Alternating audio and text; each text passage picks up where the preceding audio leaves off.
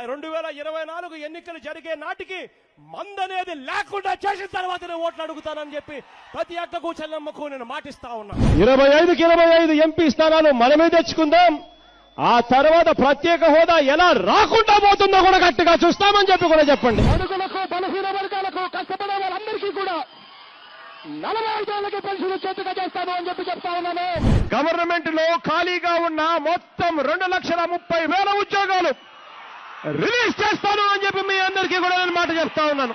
ప్రతి సంవత్సరం జనవరి 1వ తారీఖున ప్రభుత్వ ఉద్యోగాల భర్తీకి క్యాలెండర్ కూడా విడుదల చేస్తాను అని చెప్పి మీ అందరికీ కూడా హామీ ఇస్తా ఉన్నా. అధికారంలోకి వచ్చిన తర్వాత మెగా డిఎస్సీ పెడతామని చెప్పి ప్రతి పిల్లాడికి చెప్తా ఉన్నా.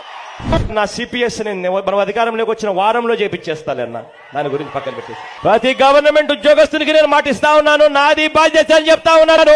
వారంలో చేయిస్తానని చెప్పి మీ అందరికీ హామీ ఇస్తా ఉన్నాను. ప్రతి ఉద్యోగస్తుడికి కూడా ఇంటి స్థలాలు ఇస్తాము, ఇల్లులు కట్టిస్తాను అని చెప్పి ప్రతి ఉద్యోగస్తుడికి చెప్తా ఉన్నా.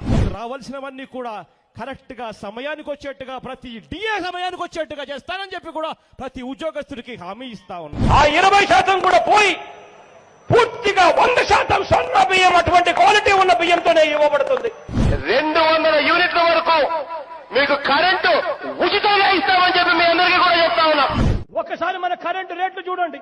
ఈ రేట్లన్నీ కూడా పూర్తిగా తగ్గించేస్తాను అని చెప్పి మీ అందరికీ కూడా హామీ ఇస్తాను. కాంట్రాక్ట్ లో పనిచేస్తా ఉన్న ప్రతి ఒక్కరిని కూడా వీలైనంత ఎక్కువ మందిని గవర్నమెంట్ లేక రెగ్యులరైజ్ చేస్తాము అని చెప్పి హామీ ఇస్తా ఉన్నాం. అధికారంలోకి వచ్చిన వెంటనే ఈ అవుట్ సోర్సింగ్ లో పనిచేస్తా ఉన్న వాళ్ళందరికీ కూడా సమాన పనికి సమాన వేతనం తీసుకొస్తాను అని చెప్పి కూడా హామీ. మీరు పెళ్లిళ్ళు చేసే రోజునే దుల్హన్ పథకం ఏదైతే మీకు 50 వస్తా ఉందో దానికి వైఎస్ఆర్ దుల్హన్ అని పెడతాము.